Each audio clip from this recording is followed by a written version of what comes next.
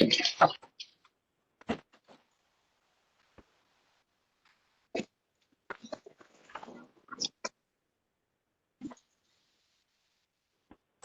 a good. Hello, everyone. How are you? Hello, Marie. Hi. So, Brooke and I Hi, are both Marie. having. Hi, how are you?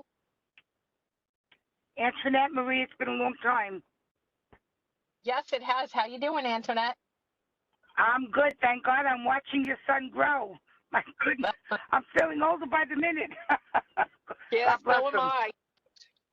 I'm sure. Hi, Brooke. So, I got I had a meeting today at OMB and got very, very delayed. So I'm actually just making it into the car right now. So I'm gonna start the meeting off very quickly and then go right to the MTA presentation and everything like that, because I don't want to before I start driving and everything, because I don't want anybody to I don't want to hurt anybody on the way. So if we could just call the meeting to order. I believe everybody is here. Melissa, is everybody here on the MTA line end? Yes, and you guys can hear me because I'm actually having, my camera is not working. Yes, I can You hear you guys can hear me. perfectly. Yes, Rachel Cohen and I are both on. And I'm Okay. going to try and fix my camera in the interim. Okay. All right. So, for attendance, I believe everybody is here. Can I entertain a motion to accept the minutes from last month that Brooke was kind enough to send Accept the everybody? minutes. Accept the minutes. Okay. Thank you, Jerry. Can I have a second? I'll second. Thank you, Nick. Hey, Okay. All Marie, right. how are So you? I'm good. How are you, Brooke? Well, thanks. Sorry, the BQE was not kind to connecting. No, yeah, and I just decided to stay right where I was right now, and I'm gonna start driving once we get started, and then I'll go on mute. As everybody knows, we have the MTA as our guest this month, the Office of System-Wide Accessibility. So, without any more fanfare, MTA, take it away. Hi, good afternoon, everybody. Thank you for having us. So most of you know me. I am Melissa Farley from MTA's Government and Community Relations Office. And joining me today is Rachel Cohen. And Rachel is our director in the MTA Office of System-Wide Accessibility. And we asked if we could come today to present on the system-wide initiatives that Rachel's office is undertaking to make the New York City transit system more accessible. And I know that we're have some time constraints, so I'm going to hand it over to Rachel and we'll start our presentation. Great, thanks, Melissa, and thank you so much to all of you for giving us some time to share with you today. I'm going to start sharing my screen. I have a presentation, and if I could just get a quick verbal that you see the slide and can hear me okay? Yes. Great. Okay, then I will jump right in. Can I make this full screen? Okay. Great. So thanks again for giving us some time to join you all this afternoon, and looking forward to this conversation and to hearing from you. As Melissa said, I'm Rachel Cohen. I'm with the MTA's Accessibility Office. We work across all of the MTA's operating agencies on a wide range of accessibility related initiatives, a number of which I'm going to touch on here today.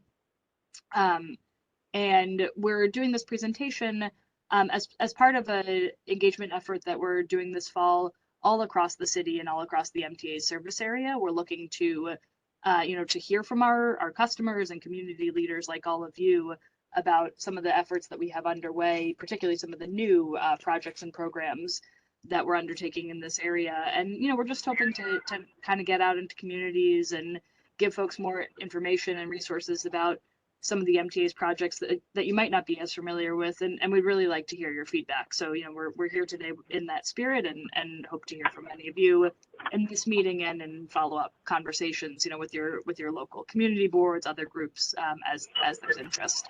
So I want to talk mostly about programmatic work that we're doing, but just to touch briefly first on our capital plan, since it's, I know, an item people are hearing a lot about in the news, and if you ride the system, something that's important to you.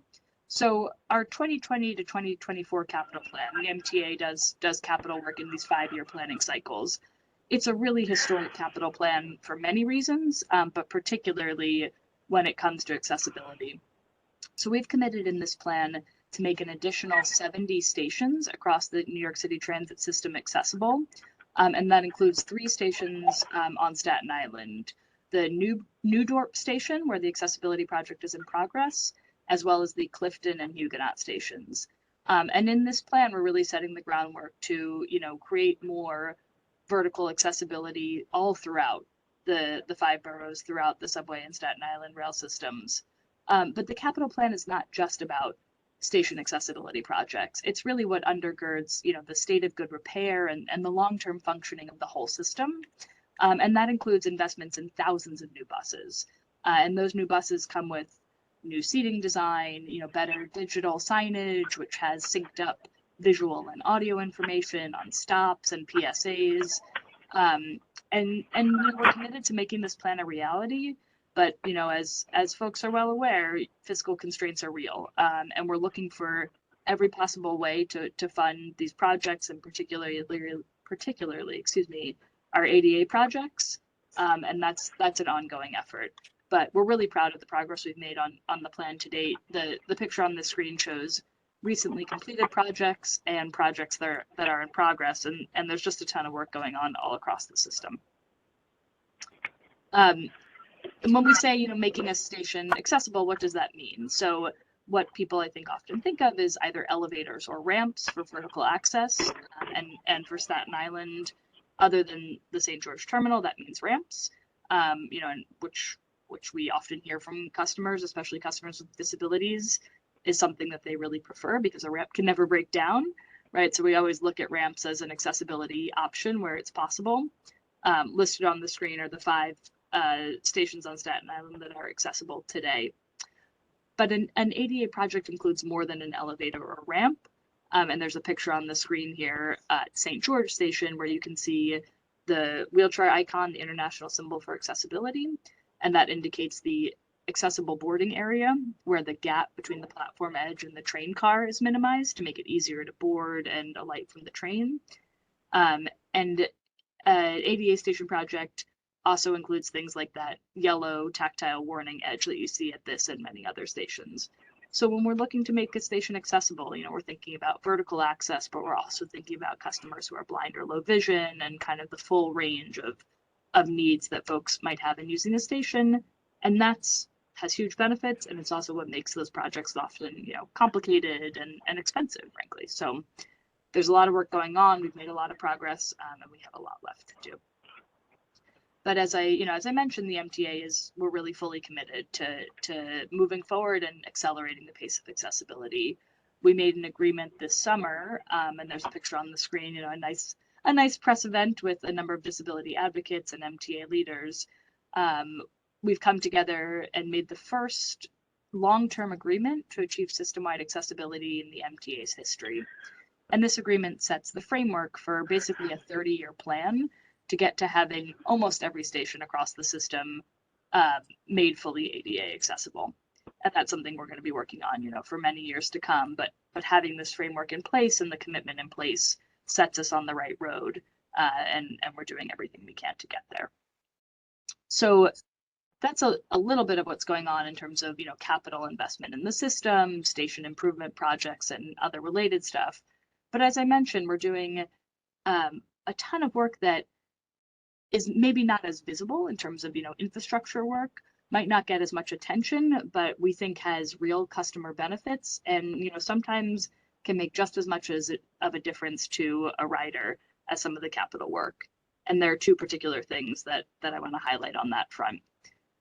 So the first is that we're currently running a pilot on 7 bus routes throughout the city, including 2 on Staten Island, to allow parents and caregivers to ride our buses with open strollers. So the MTA's general policy today is that if you're riding with a child in a stroller, we ask you before you board the bus to take the kid out, fold up the stroller, carry everything on, find a place to sit, et cetera, et cetera. And we do that for good reason, right? We don't want people blocking the aisles. We're concerned about the safety of all of our customers. But we also know, and we've heard vocally from many, parents and grandparents and caregivers and advocates, that can be a real blocker to access in terms of riding the bus. And it can be a challenge for all of our riders because it can slow down the route and the work process for everybody. So we spent a lot of time this spring and summer sitting together with a working group we put together that includes disability advocates, parents advocates, and bus operators from all of our major unions, trying to take a fresh look at this challenge and to see if there's a way that we can make it possible, for parents and caregivers to have an easier time riding the bus without impeding access for any other customers. And the solution we came up with is this pilot that we're running today, where we have a dedicated parking space, basically, for one open stroller on each of the buses on these pilot routes. And I'll come back to this, but just to flag, mta.info/stroller is the place on our website with all the details on this pilot. And I really encourage folks, especially if you ride these routes that I'm going to mention in a minute, to check that out. Give us your feedback. Let us know what you think. This is a pilot, and we really want to hear from our customers, both those who travel with strollers and those who don't, right, who just ride our buses and experience what it's like to ride, to tell us what they think and how we could improve this process going forward. So the pilot, there are, as I mentioned, at least one route in every borough as part of this pilot, and the routes are listed on the right side of the screen here. The routes in Staten Island are the S53 and the S93. And on the buses that serve these routes, each bus now has at least one dedicated stroller space. And that's indicated by a decal, which, my speaker window is blocking it, but you should be able to see in this image, it says designated open stroller space. So we either removed one or two seats on the bus, which is the case with this bus, or we configured some flip-up seats so that on each of these buses, there's room for somebody to come on with an open stroller, to safely park that stroller, to be out of the way of the aisle, and to be able to ride without having to worry about, juggling all their stuff or being in anybody else's way. And on the S53 and the S93, the Staten Island routes that are part of this pilot, the bus configuration is like what you see on the screen here. It's the area right in front of the rear door where we took out an existing bench seat and created this area. And when it's not in use by somebody with a stroller, it's just more flexible area on the bus. I was on the S93 yesterday, actually, and the bus was really crowded, and there were folks standing in this area, and it just created more space for everybody. So that was encouraging to see. As I mentioned, right, the 53 and the 93 are the Staten Island routes in this pilot. And when we selected routes, we looked for routes that serve different kinds of destinations, colleges, schools, zoos, right? Places that we know that all different kinds of people with different kinds of needs, strollers and otherwise, tend to travel. We wanted to get a good cross section of our ridership and, all the different communities that our buses serve. The 53 and the 93 with the connection to the accessible R train at Bay Ridge, the connection to the College of Staten Island, to the Staten Island Zoo, we thought would be, good routes that would give us some good experience. And these two routes also share a bus fleet. So it was important for us to pick routes where we know that every bus on the route could be outfitted with the stroller space. So every bus you see on the S53 and the S93 right now should have a stroller decal by the front door and this designated stroller space. We wanted folks to know, if I'm going to go out and ride this route, that, it is a stroller route. The bus that I get on will have this space, and I can have that predictability and really kind of truly pilot and test, how well this works for folks.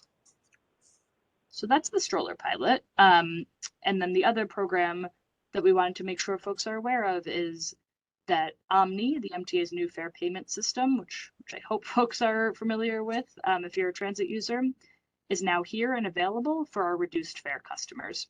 So the MTA has over 1 million customers in our reduced fare program. That's for seniors over 65 or for people with qualifying disabilities.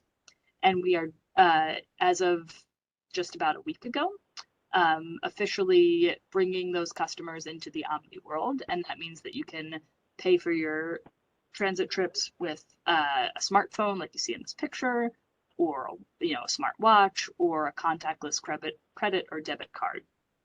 And for anybody who's in the reduced fare MetroCard program today, they can make the switch to Omni right now, and I'm going to say how in a second. And Omni has lots of benefits for transit riders. If you use your own payment method, it's one less card you have to carry around, worry about it getting lost or damaged or having to replace it.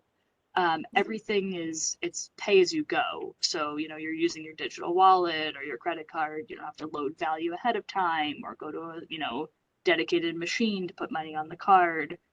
We have our weekly fare capping program, where if you take more than 12 rides in a week between Monday and Sunday, all of your rides after that are free. It's like a weekly pass, but better.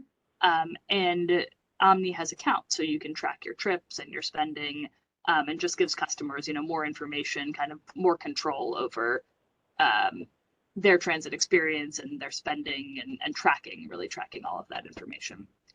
So if you're a reduced fare customer, if I know everybody on this call, right, has constituents who are seniors, we're really asking for your help to get the word out that Omni is here for reduced fare customers and that it's easy to switch. So on omni.info, the picture on the right here is the chat bot, the digital assistant feature.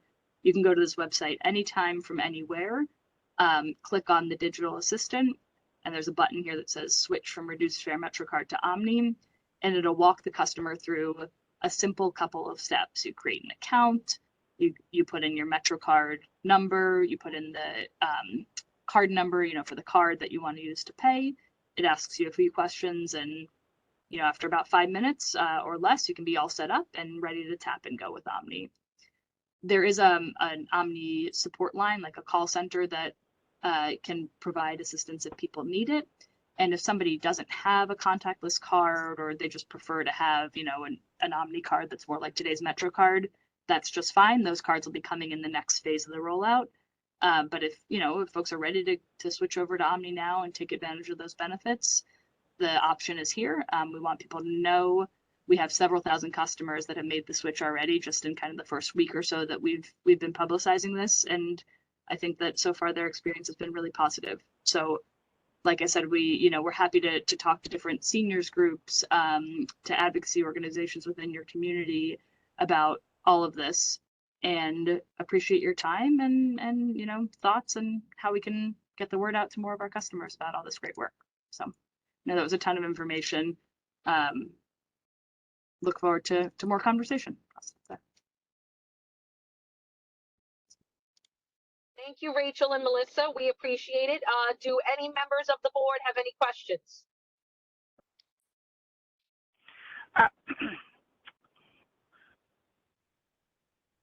Marie, Yes. Can they share that presentation with the community boards or not? Yes, Sure. I'll include it in the minutes, Antoinette. When it's sent out, you'll have... I was trying to remember all those websites. I don't have a pen with me, so I'm frustrated. If you can, I'd appreciate that. Thank you. We'll include a PDF with the minutes. Yeah, and I can drop a couple of the key links in the chat if that's helpful. But yes, happy. Oh, wonderful. Yeah. Thank you, ladies. Anybody else? Okay, hearing no more questions. Thank you again, Rachel and Melissa. We appreciate it.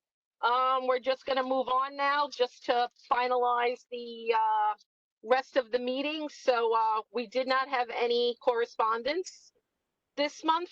Does anybody have any old business to discuss?